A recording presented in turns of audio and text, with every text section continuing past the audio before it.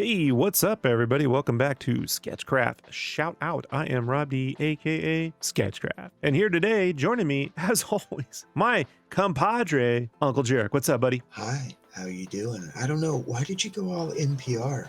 Usually you're all like, rah, rah, rah, rah. You're all What? like, oh, welcome back. What? We're chilling, man. We're looking at Bad Space Comics. Now, if we were looking at Hyperspace Comics, I'd be like, check it out. Blah, blah, blah. So thank you for letting me check this out, by the way. Like when Rob suggested that we start looking at Instagram pages, I had like a list of about 3 dudes that I really wanted to check out. That's not going to fill up a year. 3 guys. Like, you're going to have Well, to no, write a but few I'm more saying down. I had like, right then, it's like my brain was instantly like, okay, we're covering these guys. And like Scott Bass, I think is his name. I think that's his real name. Yeah, it says right here, Scott Bass on the Instagram. Well, I know it says Scott Bass, but like I've been following him for a few years, and when I talked to him originally, he wanted to remain anonymous. So I don't know if it's a pen name or his actual, you know what I'm saying? So, right. But it's Bad Space Comics on Instagram. So basically, like elevator pitch for you guys who aren't familiar. You can see his art style is kind of a blend between like realism, comic book, and like the new emerging like digital stuff. He does science fiction based anthology, what I would call usually horror. Some of it is more existential, some of it is more like sociological writing. They're all 10 panels, black and white.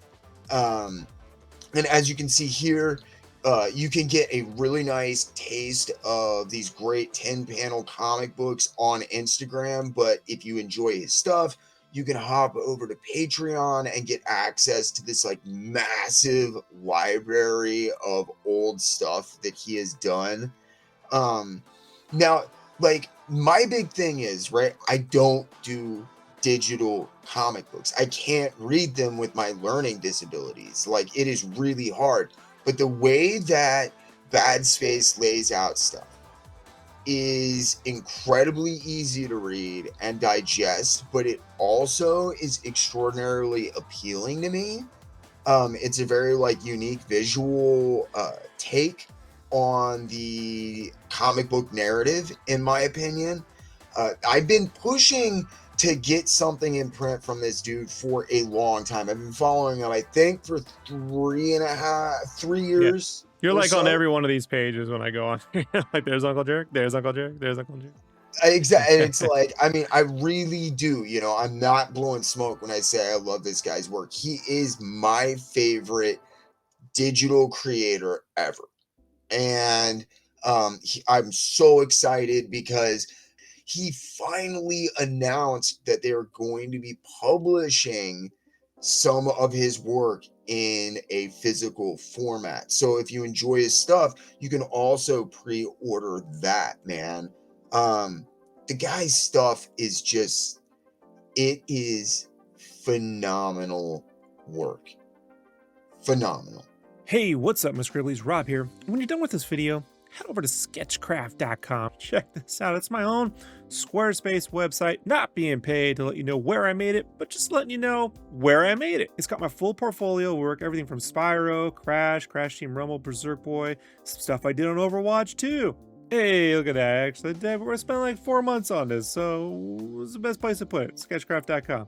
So you want to see some projects that never made it to the finish line, like a video game called Savior Machine. You go right here to sketchcraft.com, you could check out some of this stuff. Man, I did this stuff in 2009, folks. This is a project where I was going to have a chick in a post-apocalyptic pretty environment take down cybernetic dinosaurs in 2010. Sounds familiar. You ever hear of a game like that? But all this and more at sketchcraft.com. Want to grab some original art or lock in a commission? Check it out. Click on the shop button, and this store's got you covered. And if you like hearing me act like a caffeinated goblin about art life and other nonsense, the blog is right here as well. Like this article, Why Creative Work Isn't Always a Straight Line. Check it out. Sign up for my stupid newsletter, and I'll blast you some cool stuff straight to your inbox. Sketchcraft.com. It's not just what's drawn, it's what's between the lines that counts. Yeah, it looks like a French publisher. What is it, It Mansion is. Press? Yeah, yeah. Okay, But okay. it's going to be in English, and I also believe that there is US distribution, so like shipping's not going to be $1 billion. Well, we'll um see when we well, hopefully. Yeah, hopefully, right? I should not speak uh prematurely or for them, but Right. like seriously, like just go onto this Instagram page, and this has got all of my favorite element. I'm going to throw out some really, like, I guess, mainstream stuff that's probably kind of selling him short. Um, it's got all the best elements of Outer Limits, Twilight Zone, X Files, that kind of stuff. But it's also got the really, it's not afraid of talking down to you. This is Dune. It is not, it is not dumbing stuff down. He is dealing with these like beautiful sociological, existential, and like theoretical concepts that are they're just awesome. And it's really cool because they're 10 panels. They're not super duper long, and you can like sit down and you can like read it, and then you can go back and read it like 2 or 3 more times and like kind of pick it all apart and take everything in. And like every time I read his stuff over, I take something new away from it. That's one of the Nice. biggest compliments I would give Scott. Is this stuff is just, it's not try hard deep. He's not trying to be like, oh, this is, we should be in this peaceful, beautiful world. But he, I think, really is speaking from a place of personal truth.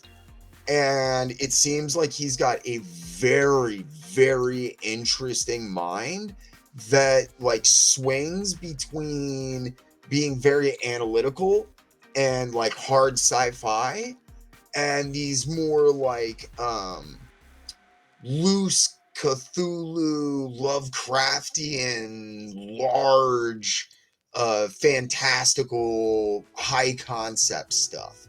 It's all in there. It is great, man. Yeah, I mean, visually, it's not normally my cup of tea. But what I do appreciate about it is that it's one very consistent, and I like that the imagery jumps. I like the huge gaps. You know, like a lot of cartooning sometimes goes step by step by step, like a storyboard, or like and this is not like that at all. Like, I believe comic books, if you're really going to make them fit within one issue, needs large gaps in between pages, or see, a couple of pages, or in this case, panels. They do. If you're going to really tell a story in a certain amount of time. So that's what these do, even though they're 10 panels, like he seems to, one, be doing that, and two, I also like it when someone's just doing something because it's in them to do it, and they're not trying to like feed a popular trend or feed what they think people want to read. Like he's clearly doing something that's like inside him, right? Like to do.